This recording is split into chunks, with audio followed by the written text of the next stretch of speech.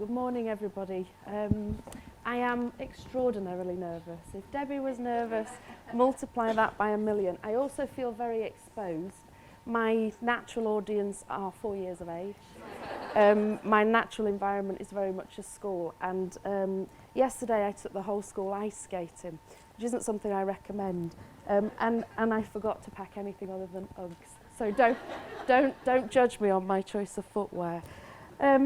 I'm here just to talk a little bit about what I've been doing really for the last 3 or 4 years.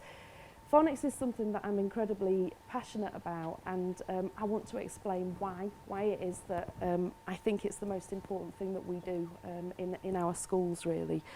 So that's a little bit about me. I am what I consider an ordinary head teacher, and I think that's a great privilege of a role, one that I take very seriously.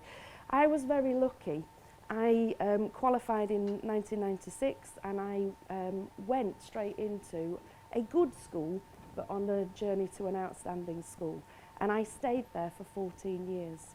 And I'm very grateful for that every day that I get up nowadays, because what that ingrained in me was that absolute expectation that all children can exceed. There were no exceptions at Robin Hood. It was simply an expectation that everybody achieved. What I found when I moved out of Robin Hood after 14 years of wonderment was it wasn't that way in all schools. And that was a real eye-opener for me. When I crossed the city, half an hour away from Robin Hood, there were very different expectations, very different systems and very different outcomes for the children in the same city. And I find that extraordinary, that a child can be born half an hour away and have a very different life trajectory really, and that's something that I was very keen to challenge right from the outset. I worked for 3 years in my first headship at a school in North Leeds, and then in September this year I've just moved into my second headship, and that's a wonderful school in Barnsley. I say wonderful because it is. The teachers are incredible actually. They're very hard working, their hearts are in the right places, and there's nothing they won't do for the children that we have in front of us. And the children are amazing. You know, they are absolutely incredible little human beings who actually have accepted everything that we've put in front of them and have demonstrated every day since September that they are capable of extraordinary things. The school is currently ranked as the 32nd worst school in the country. As a result of the outcomes, June last year, basically, the Year 6 SAT outcomes were 33% combined. So somewhere along the way, those beautiful children and wonderful staff weren't quite getting it right, basically, and that's the work that we're involved in. We've actually just had our first Ofsted inspection as an academy school, and it was an incredible experience, and we got this lovely article out of it, so I'm delighted about that. Transformation is a word that we use a lot basically in our school. This is the data picture at my first headship, my first school basically, and you can see our starting points were very ordinary. Around 50% of our Year 1 children at that stage were securing a pass mark in the phonics screening check. Across the 3 years implementing from the outset the systematic synthetic phonics programme, we saw that incredible improvement line basically. As at the point that I was leaving, there were 98% of the children that were securing that pass, and it's worth saying that the one child who didn't had moved into the school within the Year 1 year. That obviously has a knock-on impact across all subjects. So you can see that lovely raised page where reading, writing and maths also has risen very dramatically. There's an actual APS increase there of almost 4 points, 3.5 points in every subject area. So I find it hard personally to understand why there is any pushback around phonics and why we're not all doing it, because it's not rocket science when that's the impact that we're having.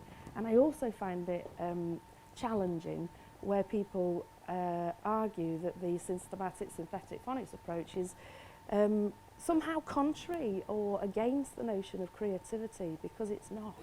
You know, the two are very much dovetailed. You can't have a creative curriculum or a play-based curriculum or an experiential curriculum that's about nurturing the whole child without giving them the skills that they actually need to succeed. I find it very hard to argue against statistics like that. The current school, that's our current raise. That's lovely, isn't it? All those blues. And our current best phonics reading outcome is 38%, which is an extraordinary figure, you know, and what I always think about is the other side of that, and how many of those children aren't prepared. That obviously feeds all the way through, and there's our 33% combined. And that arises because children are leaving Key Stage 1 disaffected, can't do it. You know, I've never met a child who can't do it, but I've met plenty of children who think that they can't because they've been led to believe that they can't, basically. Inside of our first 2 terms, so September last year, very willing staff, very capable staff who simply needed the methodologies to have the impact. Those were our starting points. Those blue columns there are the proportion of children securing, believe it or not, the Year 1 phonics screening pass mark. So all the way up to Year 4, we had around 40% of the children who were not yet securing the phonics screening pass mark for a Year 1 child. And obviously the statistics in Year 1 and Year 2 you know, were similarly low. Inside of 2 terms, because that's all we've done so far, you can see the impact has been really rapid. You know, the children have acquired the skills that they need. They very quickly accrued segmenting, blending skills, and the more code we're able to give them, the faster we're able to give it to them, then, you know, there is the impact. Our Year 1 children currently, we're not there yet, we're still not settling for 66% this year, but our Year 1 children currently then have the same skill set that our Year 4 children had at the start of this academic year. How can we argue that this methodology works and we should all be doing it, basically?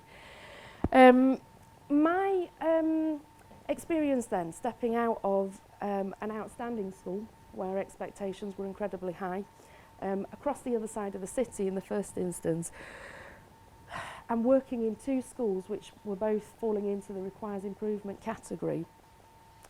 The fundamental difference for me, and the most stark and shocking aspect, was point number 1, that absolute determination that all children can succeed.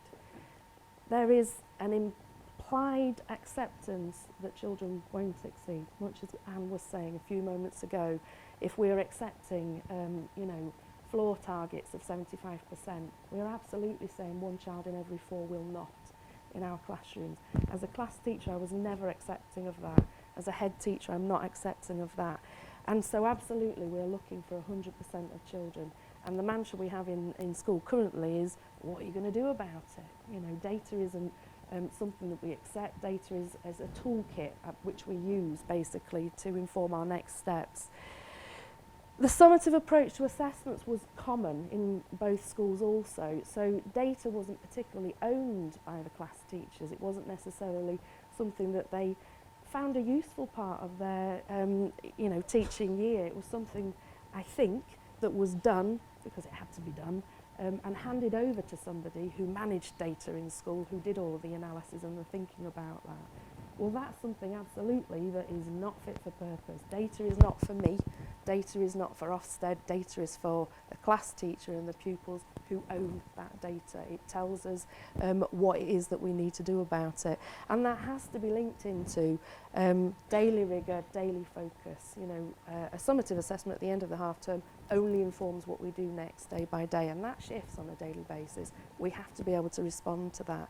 One of the first things that we work on in a school that requires improvement is noticing what the children are doing, noticing what the children are showing us, noticing what the children are telling us, and doing something about it, basically. Those gaps in teacher knowledge are absolutely there. Our teachers in schools that require improvement, I think, do not necessarily have the knowledge that they have.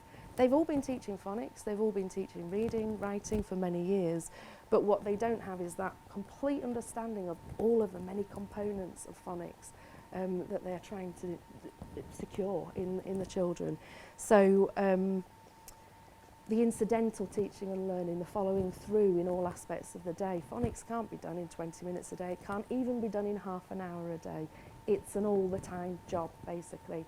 And my teachers would talk eloquently, I'm sure, about how I've told them since September, bang on about it, bang on about it, bang on about it. What are we banging on about? The things that we are talking to the children about all day, every day, they will all learn. You know, it's not rocket science. And preoccupation in the early years, I think, is another commonality between the two schools. Preoccupation is probably a rude way to put it. What I'm talking about really is that reluctance to engage with what's perceived to be a formal teaching methodology. Distractions include, you know, teaching phonics through games-based approaches, trying to make it practical, trying to make it fun. And teachers have this very weird propensity to want to mix it up every day, you know, to want to be doing phonics or writing in a slightly different magical way every day. This notion that you have to be able to pull rabbits out of a hat for a child to keep them entertained is fundamentally wrong, actually. Children really, really respond very well to routine, routine, routine. And in both schools, what I've seen is behaviours for learning absolutely transformed. When we get the phonics half hour right, that very quickly feeds into every lesson that we do throughout the day, because what they learn to appreciate in that time is, I can be independent, I can do this, I like this feeling of being able to do this in my belly, and I'm going to try and replicate that in all of the sessions. We get collaboration, we get, you know, looking over the shoulder and asking the person next to them. So all those learning behaviours that are so essential to good and outstanding teaching, I think can be established here, basically. Preoccupation in the early years and this sense that we can't start teaching them formally too young is fundamentally wrong, and is something that I've, you know, worked very hard in the last two schools to outline. We must. It's a moral duty to our children, basically. The consistency of approach and routines is another big one. In both schools, 9 classes, 9 teachers doing it a slightly different way, interpreting letters and sounds in a slightly different way, training the children in the routines slightly differently. Multiply that out by all of the support staff who are undoubtedly engaged in very well-intended interventions which have been made up from all kinds of bits and pieces. And actually the children who need the repetition that makes sense to them are the ones that are getting the most muddled messages, because they are hearing it from that person, then that person, then that person. And the connectivity between all of that simply hasn't been there in both of those schools. Year group to year group also. You know, when you're going into a new teacher's class, it's got a whole new way of working and a whole new range of rabbits in the hat, basically. I think it makes it very difficult for the children to map their way through and draw out the coherence in all of that. The behaviours for learning, absolutely, are the things that have made both of those schools requires improvement at the outset. Children who are disaffected, children who are not engaged, children who are not working at a good pace, children who are not working to the best of their ability, who are not taking pride in their presentation. You know, all of those things effectively have to be challenged. So my phonics love affair started all the way back in 1997. I was a linguist. My degree was English language, and so for me it just made sense, even before the phonics revolution. And what I saw as a reception class teacher was that engagement that I had with the phonics session. I think what I brought to it undoubtedly was all that passion. It was my favourite slot of the day. It began every day. You know, we had a very a set period of time that was phonics, and we all loved it because I loved it. They were going to love it, basically. And I saw that as incredibly powerful. I saw that as a great leveller of a playing field also. So my reception children, way back then I was a reception teacher, came in with all kinds of abilities, you know, the full spectrum as is still the case in any reception class. And we could bring the little ones on far faster with a good phonics programme. So I found my own way with phonics for a long, long time. I was literacy leader in my outstanding school and was very big basically on ensuring that everybody, certainly across Foundation and Key Stage 1, had that very, very solid understanding of phonics and the impact that it has on reading and writing. And we had all kinds of ways of ensuring that we fed through into reading and writing strategies as well. It wasn't just phonics and then literacy and then a guided reading session at some point in the day. The whole thing had to dovetail, and that was something I was very passionate about. As a head teacher, I see it as the key strand of school improvement. When I arrived at Forest in September, we began with phonics, because I absolutely believe if we can get the phonics half hour right, the rest is inevitable also, and that's what we're on with. So for me, and the reason that I have it as my #1 school improvement strategy is it's just good teaching. Systematic synthetic phonics isn't rocket science. It has everything within it that makes us good in the classroom and effective in our leading of learning effectively. Those are all of the core skills. So my first job is making the teachers aware that there is all that wrapped into what we're doing. And when you're trying to deliver good systematic synthetic phonics through the parachute games and ping pong balls in the water and that kind of stuff, it is very difficult to be having an eye and moving children on in all of these aspects. This is really tricky stuff.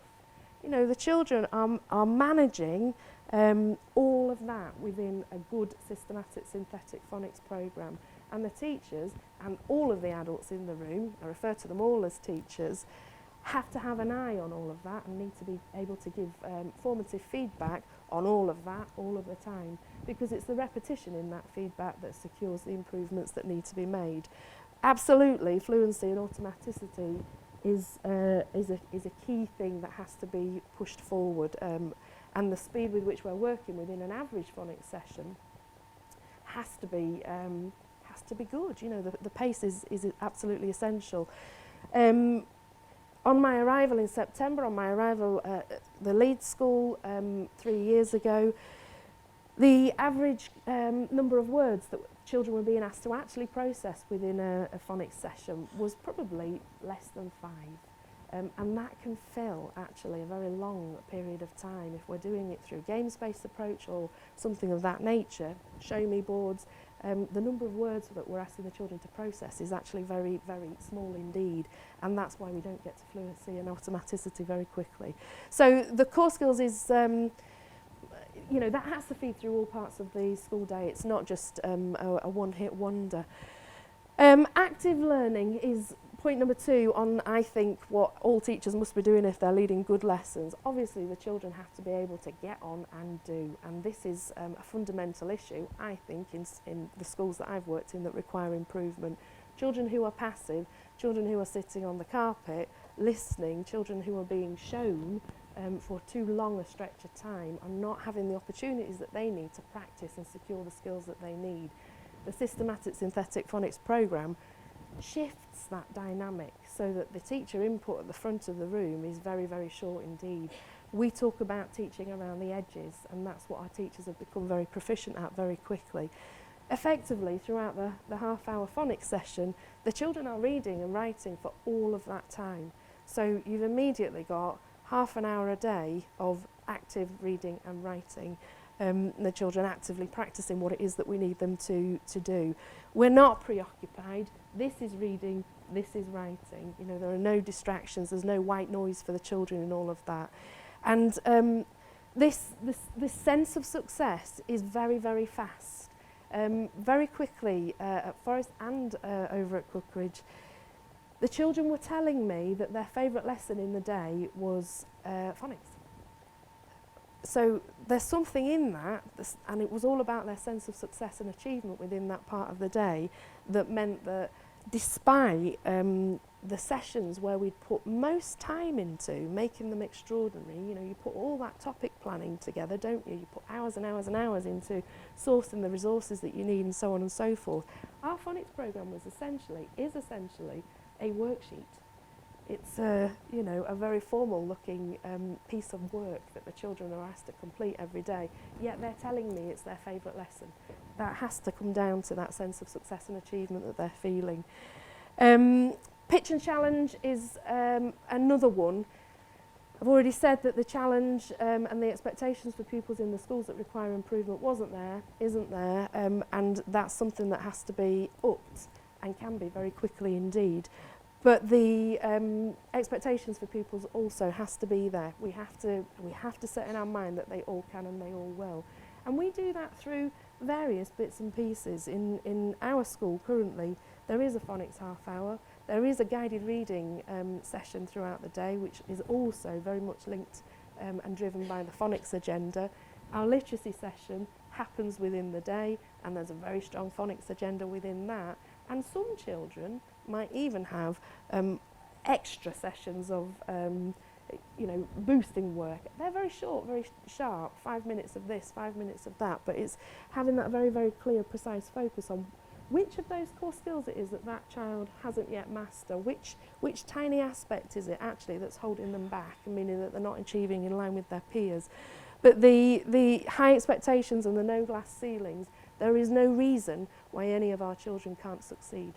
We know that, you know, enough schools are securing 100%, enough schools are securing age-related expectations. The pace throughout sessions, I've already mentioned the number of words that the children are being asked to process within a half an hour of time. It needs questioning, actually, as practitioners. And I was a great teacher of phonics, really I was. And then 5 years ago, I came across systematic synthetic phonics, and what I realised was actually I could have done a lot more. I could have taken children a lot further, a lot faster, because I myself had been happily doing the whiteboard work for many, many years. And I think I'd completely neglected to teach them to read in that way. You know, the number of opportunities that they had for the reading part of the process was dramatically different to the number of opportunities I was asking them to spell words for. So I didn't have the balance right in the first instance. I also know that within the average half an hour phonics session, the number of words the children were being asked to spell was less than 10. You know, that's half an hour to spell 10 words. That's honestly the average that I was doing, and I was good. When I've walked into the requires improvements schools, it's been significantly less than that, and the pace itself has been one of the things that's led to the children not making enough progress fast enough. It's also, I think, the thing that's led to the disaffection, you know, and the disengagement amongst the children. Well, it's not fast enough, you know, we can get faster at that. If the children have got more to do within that period of time, they will, you know, I can assure you of that. That routine aspect is the thing that I think that they do love, because actually they know this bit follows this bit and then this bit, and you know, and they look forward to those parts of the session they can get on and do basically. And there's also that you know, very clear trajectory in terms of what sounds do we need to cover, what skills do we need to master, how quickly can we do that? Are we moving on at the right pace? Are we slowing down actually when we need to? So we talk about pace as the thinking really behind the assessment for learning, which isn't always a feature of a requires improvement school. Summative assessments don't inform you of the pace at which you need to move throughout the rest of the half term that's coming basically. For us now, pace over time is very much about watching what signals the children are giving us and informing us when we need to speed up or slow down and go back over things effectively. That attention to detail is a big one, and is one that we're still very much working on. So the rigour and the skill set of the adults in the room and the children actually in gaining their own understanding of all of the different components that they must master in being able to pick up a poor aspect of letter formation, or you know, orientation on the line, so that you haven't got your tall letters tall and your long letters long, and all of that kind of stuff. We've got to get that right here. You know, there has to be a very, very high expectation within this period of time to be pointing out the minutiae. It's not just okay if they spelt the word with the A sound in the middle, you know, whereas previously actually that would have been getting a thumbs up. Now we're moving beyond that into a period of sophistication where we're looking for more than that, because we want to ensure that the A and the I has been formed correctly, but we're also looking to see if the T in train is taller than those letters, and so on and so forth. So that attention to detail, sweating the small stuff, the incidental stuff, and this just-in-time marking and feedback, so that the adults have a clear understanding that their role within this half an hour of time is to be around the edges and speaking to and interacting with and teaching as many children as possible, is absolutely crucial really to the pace with which they're capable of making progress. And the AFL is obviously massive and is underpinned by all of that teacher subject knowledge, where there's a huge deficit, you know, and we're busy together really developing that subject knowledge. I am still developing my subject knowledge, and I can say that openly with my teachers, and we can work it out together. It is really tough, you know, and for me, my desire to achieve 100% success rate has really been challenged in both of the schools that I've worked in. They're very different contexts to the outstanding school that I began my days in, and there are absolutely are children for whom mastering these skills is a real challenge. If we are going to achieve it, then what is it we are going to do about it? And pinpointing the specific elements that they can't do and doing something about it is the real challenge that we face.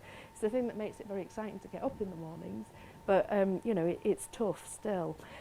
What I'm also aware of is from my starting points all the way back in 1996-97, nationally the expectation of achievement in phonics, achievement in reading and writing has risen dramatically.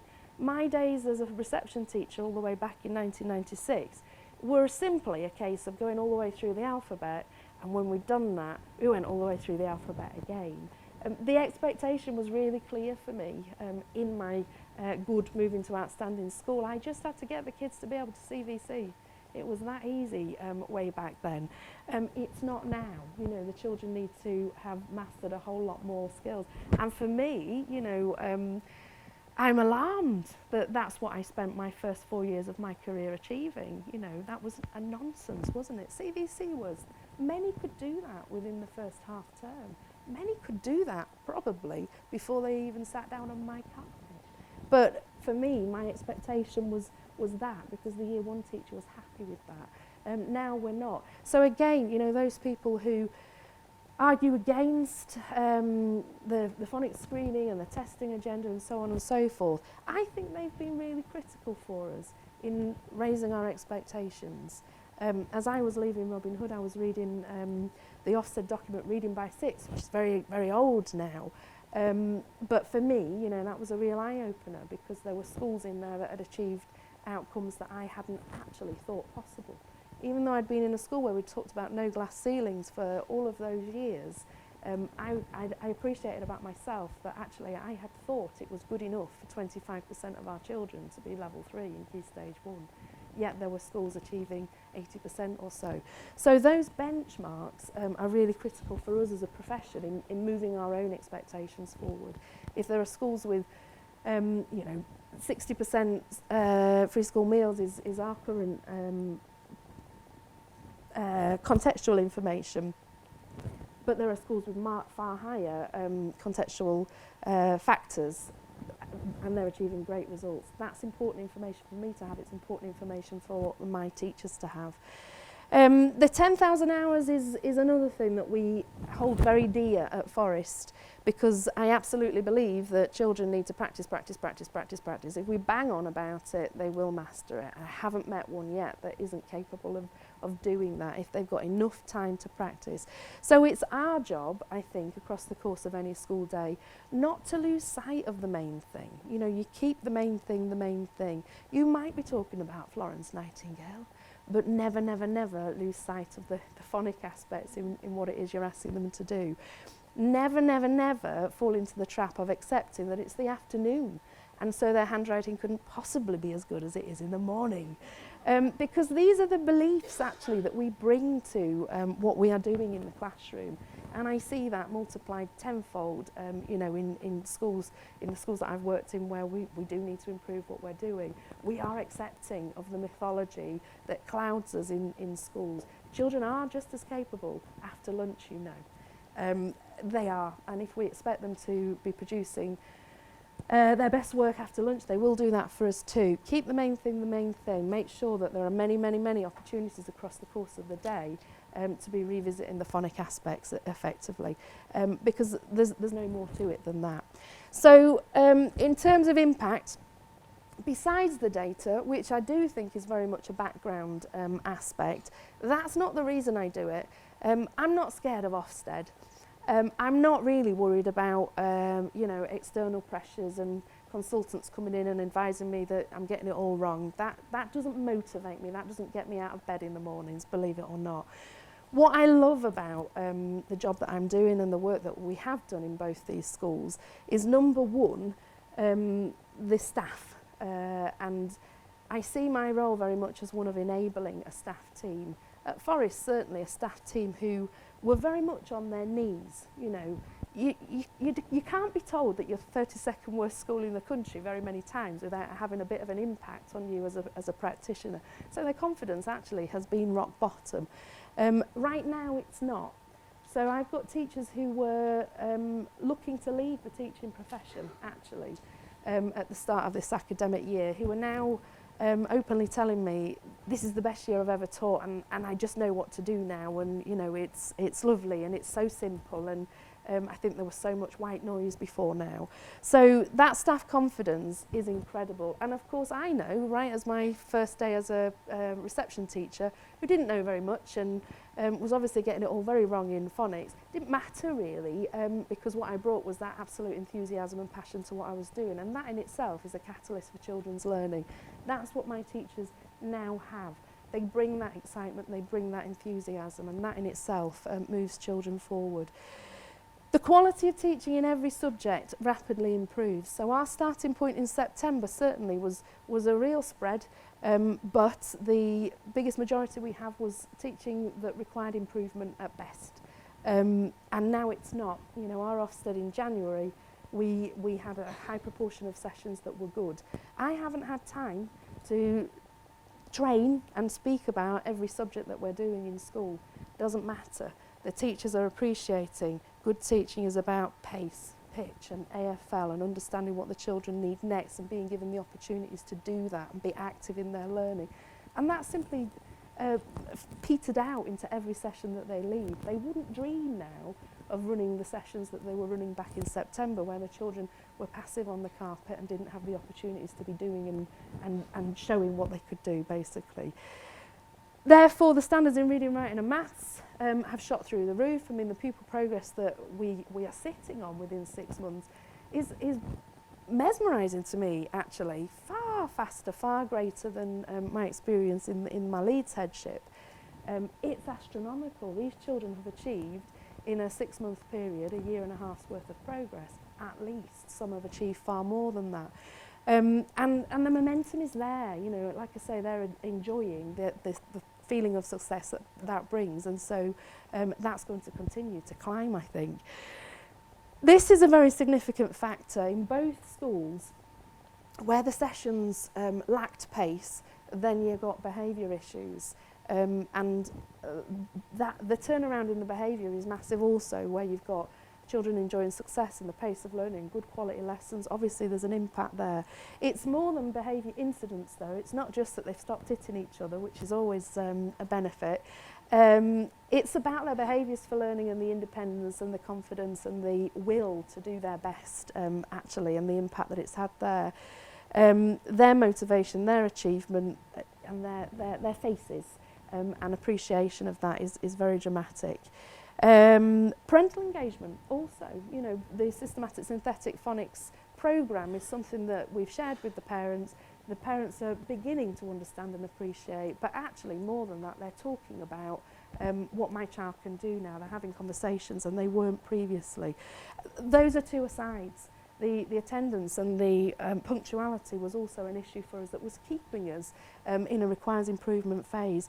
Somehow that's miraculously improved as well. So can't really put all of that down to synthetic phonics, but it's a factor worth noticing. So I don't know how anybody can deny that synthetic phonics is the right pathway when that's the real outcome. Okay.